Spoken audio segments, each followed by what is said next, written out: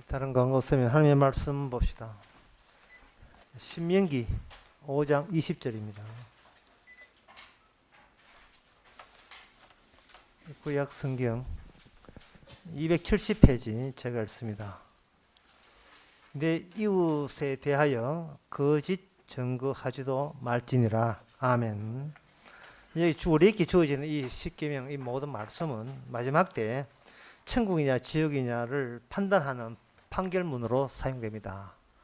주의 말씀은 한번 지나갔다고 해서 그것이 사라지는 것이 아니고 끝까지 하나님께서 이 말씀에 기준해서 부합되지 않은 자를 주께서는 처단하고 제외시키는 그 기준으로서 우리에게 미리 땡겨서 우리에게 알려준 거예요. 이걸 먼저 우리가 눈치챘다는 사실은 감사할 일입니다. 그런데 구약에서 여기 분명히 하나님의 말씀대로 만약 위반하면 저주받고 이걸 지키면 복받는다 되어 있는데 어떻게 신약에 와서는 주를 사랑하게 되면 구원받고 주를 사랑하지 않은 자는 저주받는다는 고린도전서 16장 22절 말씀처럼 주님을 믿고 사랑하고 주님으로서 어떻게 천국과 지옥이 결판이 나는가 이 말. 그러면 이 신명기에 나오는 이 말씀은 그런 이 괜히 이 겁주는 용어로 괜히 끼어들었는가? 처음부터 그러면 예수님 보내셔가지고 아브라함 오지도 말고 아브라함 이삭 그런 거 귀찮게 하지 말고 그냥 예수님이 짠 세상을 사랑하사 독생자를 주셨으니 짠 예수 믿으라 짠 하면 끝나는 문제를 가지고 왜 아브라함 나타나고 이삭 나타나고 모세 나타내서 왜 그렇게 번거롭게 일 처리를 그렇게 깔끔하게 못하느냐. 마지막 때에 나타나가지고 나타나버리면 그러면 세종대왕은 이순신 장군은 왜 하란 말이야. 강갑천 장군은요. 영계소문은 그럼 지옥 가란 말입니까? 소크라테스는 부처는 아주 복음이 예수님 오시지도 않은 시대에 살았던 사람은 그럼 이 기회조차 박탈당한다면 기회 균등의 평등의 위반되는 거잖아요. 뭔가 하나님 공평치 못하는 그런 느낌을 우리가 받지요. 아직도 감리교회에서는 그거 걱정하고 있어요. 조선시대, 고려시대 사람들 천당 어떻게 천국 가느냐 그 문제 아직도 혼돈스러워 어떻게 할 줄 몰라요. 그때는 복음으로 말고 양심으로 구원받는다 이렇게 막 이야기하거든요. 양심이 뭔데요? 비급한 변명인데요. 양심으로 구원받다니. 따라서 예수님이 오시는 그 시점부터가 아니라 그 전부터 예수님께서 손대고 있다는 것을 예수님이 오시고 난 뒤에 드러난 사실입니다. 율법을 해보고 예수 믿자 이런 게 아니에요. 처음부터 예수님이었고 창세 전부터 예수님이었고 창세기 1장에도 예수님이 거기에 함께 있었던 거예요. 칠뿌리 캐내고 뜯어보면 칠뿌리가 온 천지에 거지게 다 퍼져 있잖아요. 마찬가지입니다. 뭐 암 치료하고 곧 뜯어보니까 양쪽에 암이 다 전이되는 경우가 마찬가지로 온 천지에 근원에 밑바닥에 그리스도의 손길이 다 있는 겁니다. 따라서 신명기를 유대인들은 신명기만 문자로 보지만 우리는 신명기를 뜯어내면서 그 안에 그리스도의 십자가 같이 뜯어낼 줄 아는 안목이 우리한테 필요합니다. 그렇다면 그 안목을 보게 되면 그러면 그 안목 보지 말고 그냥 문자로 보면 내 이웃을 대하여 거짓 증거하지도 말지라 이렇게 하게 되면 요거는 요거 지키면 천국 간다면 요거 쉽네 거짓말 안 하면 되겠지 라고 하는 거예요. 누구를 위해서 거짓말 안 하겠다는 겁니까? 누구를 위해서? 그건 나의 구원을 위해서 안 하겠다는 거잖아요. 그러니까 그것이 거짓말 되는 거예요. 내 구원이 하나님을 천지를 창조할 그런 취지에 포함이 안 되어 있습니다.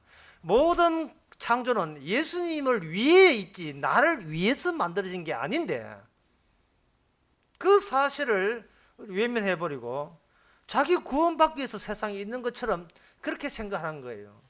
자기 세상을 나를 위해서 구원하고 있을 것 같으면요. 아까도 이야기했지만 처음부터 예수님 보내주면 되지. 아담이 선악과 따먹고 그런 것도 복잡해. 그런 거 귀찮아. 에덴 동산 안에 막 예수님이 함께 살면 끝나는 문제예요. 나를 위해서라면 나의 구원을 위해서라면. 그런데 선악과 따먹고 하는 그 모든 선악과는 우리와 관련된 게 아니고 예수 그리스도와 관련된 따먹는 사건이 이어야 되는 겁니다. 자꾸 자기를 위해서 하니까 에덴 동산에 뱀은 왜 집어넣었는가? 이런 생각하는 거예요. 뱀을 집어넣어야 유혹을 받아 따먹지. 그래야 인간은 죽지요. 죽으라고 만든 게 인간인데.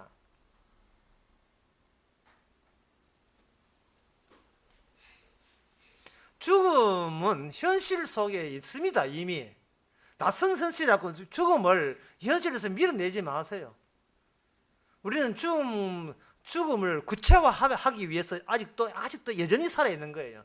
결국은 죽을 걸. 결국은 죽잖아요. 그럼 죽을 때만 죽는 게 아니에요. 살아있을 때부터 죽음은 시작이 된 겁니다. 태어날 때부터 죽음이 시작된 거예요. 어떤 사람은 이런 이야기 했습니다. 인생이라는 것은 뭐냐? 곧 씻겨 내려갈 모래 위에 형체다 했습니다. 곧 씻겨야 될, 파도치면 없어져야 될 그 모래의 형체가 인생이라 했어요. 그러면 그렇게 이해하는 사람은 안 해요. 왜 근데 씻겨갈 걸 왜 있느냐? 그건 몰라요. 그건 모르는 거예요. 그냥 우리는 알고 또 알아야 되는 겁니다. 이웃에게 거짓말 전가하지 말라는 것을 우리가 지키려고 한다면 이웃을 우리가 결정한 이웃을 있어야 되고, 그 다음에 거짓말 했냐 안 했냐 그 판단을 내가 일방적으로 내리게 되는 그런 오류를 범하는 겁니다. 재판할 때 피고 거짓말 하지 마세요 하면 피고 하는 말이 보편적으로 저는 거짓말 안 합니다. 보편적으로 일반적으로 안 합니다. 그런 말을 집어넣는다는 것은 그 변명하기 위해서 자꾸 그런 말 하거든요. 이 거짓말 하는 사람을 찾아내는 그 거짓말 심리학한 책이 있어요. 그 책에 보면 쉴 데 없이 말을 이렇게 추상적인 말을 자꾸 집어넣을 때 이게 거짓말이에요. 다 거짓말이에요.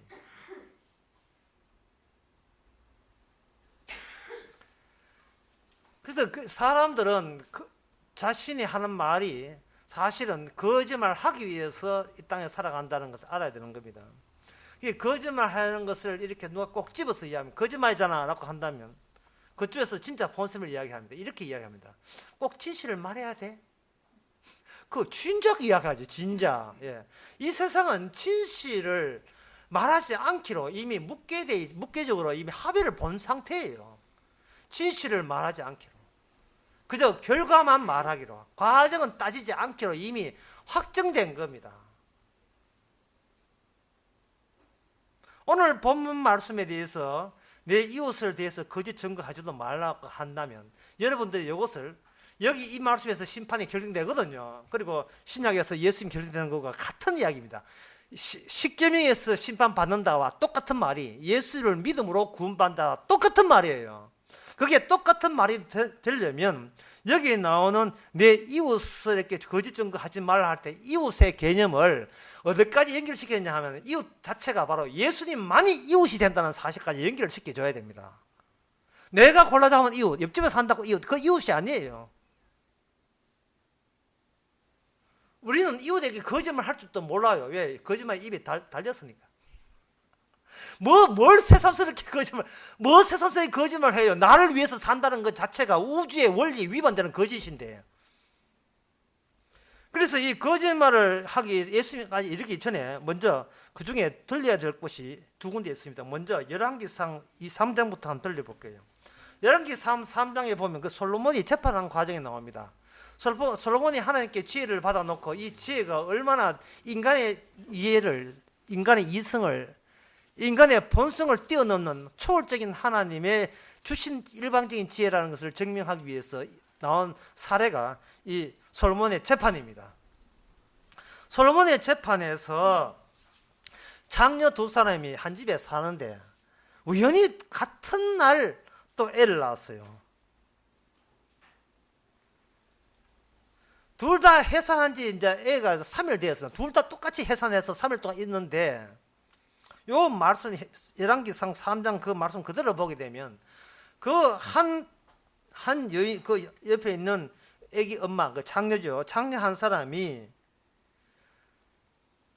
자기 아들 놔두고 옆에 있는 내 아들 위에 덮쳐가지고 아가 수이 막혀 죽어버렸습니다. 죽고 난 뒤에는 아니, 자기 아들을 덮쳐서 죽여놓고, 예, 죽여놓고, 보니까 자기 아들 죽었잖아. 죽었으니까. 걔 아들을 내한테 주고, 살아 생생에 숨 잘 쉬고 있는 내 아를, 아까 경상도 말 써가지고, 내 아기를, 내 아기를, 예. 어떤 분이 경상도 사투에서 듣기 싫다 해가지고, 지금 녹취만 본다는 건데, 그걸 할 수 없이. 고려해야 되니까. 내 아기를 자기 아기로 이렇게 바꾸치기 해가지고 딱 해놓은 거예요. 아침에 보니까, 옆에 있는 나무 아기가 내 품에서 죽었는 거예요.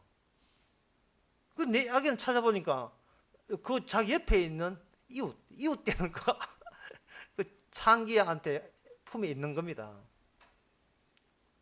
그래서, 다오 했지요. 경상도는 독하고 싶지만 이렇게 다오 주세요 했지요. 주세요 하니까 네 얘기 네 죽어놓고 왜 뭐 내 얘기 달라 하냐. 이거는 뭐 덮어시 거짓말을 한 겁니다. 누가 봐도 이웃에게 거짓말 한 거예요. 그래서 너무 억울해서 지혜롭다고 소문난 솔로몬 왕에게 가지고 판결을 해달라고 이야기합니다. 지금 이쯤 보면, 예, 이건 뭐 재판 이쯤 해보면 애 죽인 그쪽은 나쁜 쪽이고, 지금 원고, 그렇게 고소를 한 쪽이, 참 억울한 쪽이 낫고, 누가 봐도 그렇게 판결 내리겠죠. 그것이 바로 우리의 잘못된 생각입니다. 그게 우리가 예수님을 모르는 생각이에요. 솔로몬의 재판 진행 과정이 어디까지 계속 밀어붙였냐 하면은, 그 억울한, 예, 멀쩡한 애를 옆 사람이 죽여버린 그 엄마로 하여금 아기를 포기하는 지경까지 몰아세웁니다. 네 아기 포기해라. 이게 재판의, 예, 결정부입니다. 둘 다 아기 포기해.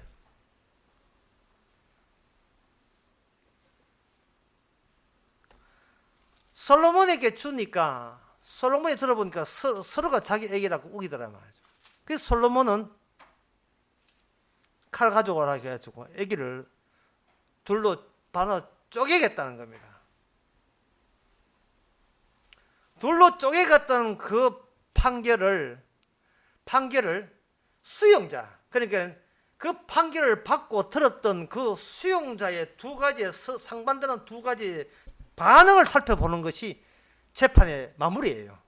판결이 마무리가 아니고, 그게 우리가 보통 재판 판결하면 끝나는데, 판결이 마무리 아니고 판결을 가지고 양쪽에서 서로 상반되는 반응을 나타낼 때까지 가야 그게 하나님의 지혜로운 판결의 마무리입니다.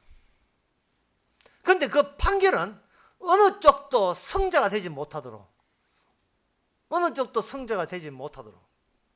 만들어버립니다.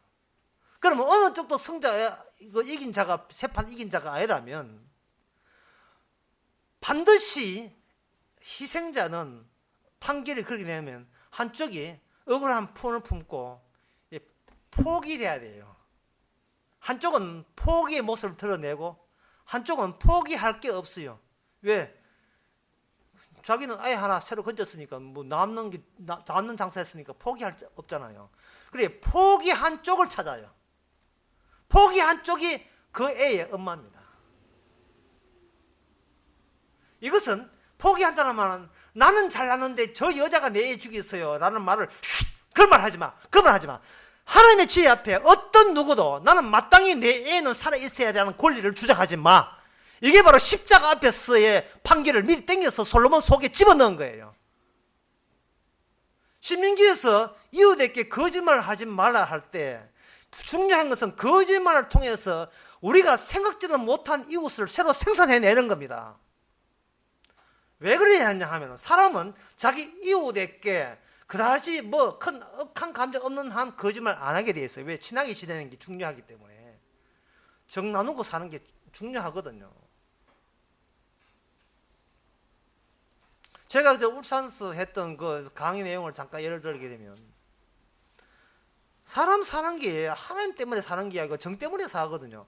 그 제가 들은 애가 뭐냐 하면 바로 자기 집 근처에 미장원 하나 있는데, 미장원 그 주인하고 이렇게 뭐 좀 정책 문제 가지고 뭐 다투지, 뭐 새누리가 어떻고 뭐 새민주당 어떻게 하다가 삐져 가지고 삐졌다 이 말이에요. 그래서 아이고 꼴 보기 싫다 하고 미장 원장하고 싸우고 난 뒤에 이제 머리 하러 가라 하니까 자기 집 근처에 있는 거 15km 근처 15km 뒤에 미장원에 있는 거예요.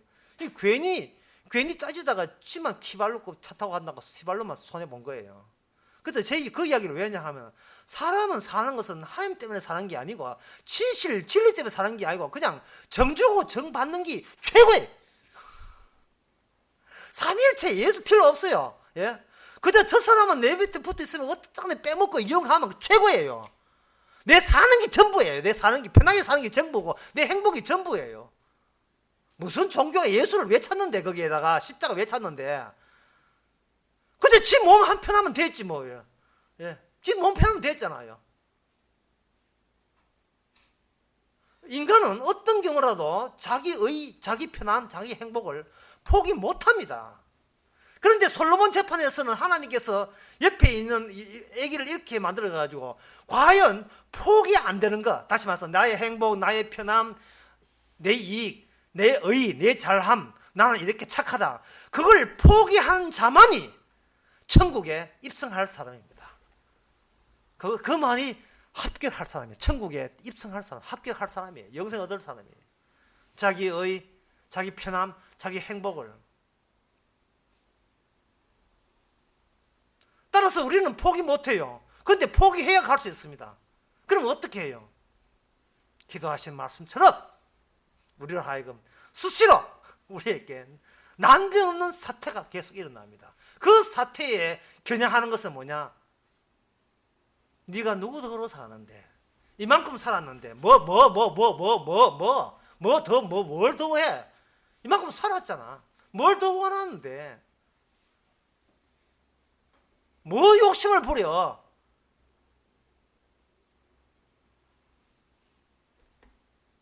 십자가라는 것은 한번 알고 스쳐지는 게 아닙니다. 영원히 십자가는 영원히 나와 함께 있어야 돼요. 그 앞에서 영원히 우리는 십자가 앞에서 죄인이 되어야 됩니다. 그럴 때 우리는 그것이 하나님의 언약 체제에서 하나의 자리를 점유하는 셈이 돼요. 언약 체제, 예수 안이라는 언약 체제. 여기서 십계명 안, 신약에 가면 예수 안, 예수 안에서 하나의 점유되는 하나의 자리를 점유하고 있으면 그 점유까지 찾아오는 것이 뭐냐? 예수 그리스도의 피가 오시는 거예요. 완전히 매트릭스예요. 모든 게 구조입니다. 녹색 글자가 막 위에서부터 막 내려와요. 예수의 피가 막 내려옵니다. 그걸 십자가 안, 예수 안, 성령 안이라고, 성령 안에 있을 경우에는 우리는 제자리에 뛰게 했으면서 항상 우리는 거기서 주의 피가 왜 필요한 걸 보여주기 위해서 그냥 나만 챙기고 나만 잘났다, 난 누구한테 거짓말 한 적 없어요, 이런 것만 주장하는 거예요.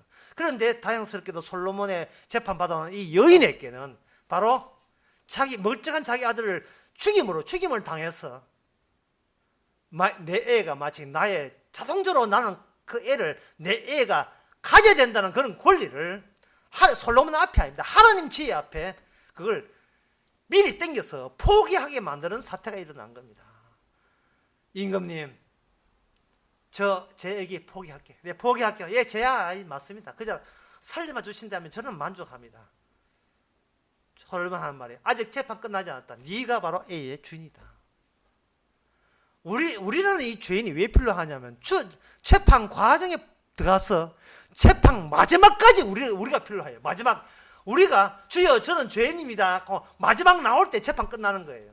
한쪽은 죄인이다 하고 한쪽은 나는 11조하고 안식일을 지키고 나는 열심히 구제하고 나는 금식했습니다 하고 자랑질하는 그러한 순회재판에서, 주님 앞에 순회재판에서 그쪽은 그쪽 자랑하고 지옥이죠. 이쪽은 나는 죄인이라 가서 고개를 못 들겠습니다. 이것이 바로 하나님의 합격점입니다. 그것은 바로 진정한 거짓은 우리가 거짓을 판단한 것이 아니고 그 이웃 쪽에서 거짓이냐 아니냐 하는 건데 이웃 쪽에서 새로 나오는데 그 이웃이 바로 예수님이라는 이웃이 우리로 판정해내야 됩니다. 내가 너를 사할 테니까 너는 자유를 얻어라, 이라는 판정을 받게 되면 그것만이 진실이요, 그것만이 진리가 되는 겁니다. 따라서 우리는 남들 앞에 진리를 말하지 마세요. 진실을 말하지 마세요. 우리 주님 앞에서 늘 이야기하고 사람 앞에서는 이야기하지 마세요. 혹시 여러분 비자금 때문에 잡혀가거든. 카메라 막 찍거든. 예, 예, 검찰에서 성실하게 답변하겠습니다 하고 그냥 갔어요. 그냥. 예? 예?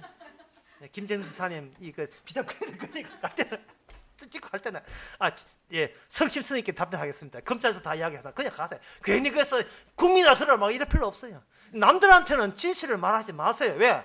진실하면 그걸 완전히 개한테 팔아먹어버립니다. 돼지한테 진주 뜯지는 거예요. 예수님은 진실을 이야기하지 않았습니다. 본디오 빌라도가 갑자기 김재성 이야기가 죄송합니다. 뭐 그 지금 예를 들어서 본디오 빌라도가 진리가 뭐냐 하니까 말 안 해줘. 입 다물어요. 말 안 합니다. 복음을 전하지 마세요. 주께서 복음을 전할 때 전하세요. 지하철에서 예수 믿으라고 소감지를 잠만 깹니다. 새벽에 힘데 그러지 마세요. 그런 기회가 하나님께서 허락해 주실 거예요. 어떤 기회? 내가 복음 전한 것도 죄가 된다는 사실을 깨닫는 기회를 주실 거예요. 복음 전해서 구원받지 않거든요. 십자가 피로 구원받지. 복음 전한 것도 이 죄에 해당되는 사실을 본인이 수용할 때 진정한 구원은 주님의 용서지 나의 선한 행위, 열심히 있는 행위가 구원의 바탕이 되지를 못한다는 깨닫는 겁니다. 또 한 가지 예가 뭐냐 하면 바로 여호수아 2장에 나옵니다. 거기에 가면 기생 라합이 나와요. 역시 창녀입니다. 하여튼 성경 뭐 창녀 없으면 이야기 안 되는 것 같아요. 역시 창녀입니다. 여기서 이스라엘 스파이가 여리고성에 침투하지요. 침투할 때에 거기는 멸망당하도록 이미 정해진 것입니다. 쉽게 말해서 여리고성에는 구원할 이웃은 없습니다. 이웃은 없습니다. 그런데 이 여리고성의 놀라운 점은요, 여리고성에 살고 있는 기생 라합이 그 정탐꾼한테 복음을 전한다는 사실이에요. 놀라운 사실은 누구한테 복음 전해야 될 입장인지, 이스라엘 사람이 여호와와 함께 있어서 여리고성을 정복하는 그들이 이미 하나님과 복음에 함께 있는 게 아니고, 복음은 저쪽에 공격해야 될 저쪽 안에, 공격 대상 안에 복음이 들어있는 겁니다. 은혜는 누가 받느냐 하면 이 정탐꾼 스파이들이 은혜를 받아요. 희한한 이야기입니다. 왜 그러냐 하면은 그 기생 라합이 자기 동족들한테 거짓말을 했거든요. 성문 문 닫기 전에 도망갔습니다. 빨리 따라가게 되면 성문 잡을 수 있습니다. 그래서 그 경찰들한테 이야기하는, 경찰들이 나오는데 성문 닫혔고, 성문 닫혔다 하면 다시 이들은 못 온다 이 말이에요. 닫혔고, 그 경찰관들이 나루터까지 갔는 거예요. 가보니까 없어요. 그러면 그 범인들, 스파이는 어디 있느냐? 그 기생 라합의 옥상에 그 산 밑에 산들이 숨어 있어요. 숨어 있는 그 스파이한테 찾아가서 하는 말이 이렇게 이야기합니다. 두 사람이 눕기 전에 라합이 기슭에 올라가서, 그냥 올라가겠습니까? 그냥 식혜 좀 만들어가지고 음료수 들고 갔겠죠. 주무시는데 올라가가지고, 그 뭐 중요한 얘기는 아니고요. 올라가는 말이, 우리가 너희를 심히 두려워하고 이 땅 백성이 다 너희 앞에 간담을 놓았나니, 너희가 애굽에 나올 때 여호와께서 너희 앞에 홍해 물을 마르게 하신 일과 요단강 저편에 있는 아모리 사람을 그들을 절멸시켰다는 사실을 우리가 압니다라고 한 거예요. 다시 말해서 나는 그런 하나님이 당신들과 함께 있는 하나님을 나는 믿습니다는 말이 돼요. 근데 정작 본인들은 그걸 별로 안 믿어요. 근데 문제는 본인들은 안 믿는데 기생 라합은 그걸 믿는다는 사실이에요. 그렇다면 거짓이냐 아니냐 하는 판정을 어디서 해야 되냐 하면, 여리고성 사람도 내리면 안 되고, 그리고 여기 이스라엘 사람도 내리면 안 되고, 누가 내릴 수 있느냐 하면 사람은 내릴 수가 없는 거예요. 이웃에게 거짓을 하지 말라는 이 최종 판정을, 이 십계명의 판정을 내가 내려서도 안 되고, 나를 반대하는 사람도 내려서는 안 되고, 어떤 인간도 이 판정을 내려서는 안 돼요. 그럼 누가 되는가? 예수님이 판정을 내려서 버리면 평소에 내가 나를 위해 살았던 모든 것이 진실을 말하더라도 그것은 거짓이 되는 겁니다. 하나님의 언약과 관계없이 자기 자신을 위해서, 생존을 위해서 비겁한 변명조로 했던 진실이기 때문에 그렇습니다. 우리는 정말 진실들을 많이 합니다. 여기 주 예수 가게 되면 절대로 우리는 정품입니다 라는 진실을 이야기하죠. 그런데 왜 정품만을 팝니까? 주의 영광을 위해서? 아닙니다. 정품만을 팔 때 소문 나가지고 우리 집 장사 잘 됐어. 장사 잘 되면 뭐? 그 장사 잘 되면 우리 집에 돈 벌겠지. 돈 벌면 뭐? 맛있는 거 사 먹겠지. 그 맛있는 거 사. 그 집에 소고기 있겠지. 그 소고기 사 먹겠지. 그래서 뭐? 죽지. 왜 죽는데? 진실을 말했는데 왜 죽지요? 진실을 말했는데 왜 죽지요? 그래서 저는 이야기합니다. 진실을 말하지 마세요. 해도 안 해나 진실 아니에요. 진실을 해도 진실 아니고, 이거 남는 거 하나도 없습니다. 진실 아닙니다. 왜냐, 내일 되면 이렇게 피해를 하는데. 그것도 모르고 바보같이 미리 정보를 알아서 오지. 이제 막 까는 상품을 뭐 다 남겨놓고 그렇게 판다고. 지금 다 묻고 살자는 거고, 이 정 때문에 하는 거고, 행복 때문에 그런 거고, 내 병을 편하게 하는 거, 그거 전부 다 진실 아닙니다. 거짓입니다. 그 거짓을 이야기할 수 있는 자는 기생과 같이 성령 받은 사람뿐입니다. 십계명 보면서 예수님 안에서 십계명을 바라볼 수 있는 사람만이 진짜 진실은 예수님이고, 그 진실이 우리 속에 용서를 함으로써 우리는 거짓된 사람으로서 구원받는 그런 진실, 죄인도 구원받는 진실을 주께서는 우리 몸을 재료로 해서 우주에다가 우리를 정극해 하신 겁니다. 기도하겠습니다. 하나님 아버지, 우리 자신이 말씀 안에서 진실 덩어리인 것을 그리스도 안에서 비로소 증명된 것을 감사합니다. 주의 앞에서 진실인 걸 가지고 마치 내가 의롭고 진실한 사람처럼 행세했던 모든 죄를 용서해 주시옵소서. 예수님의 이름으로 기도옵나이다. 아멘. 찬송가 213장 합니다.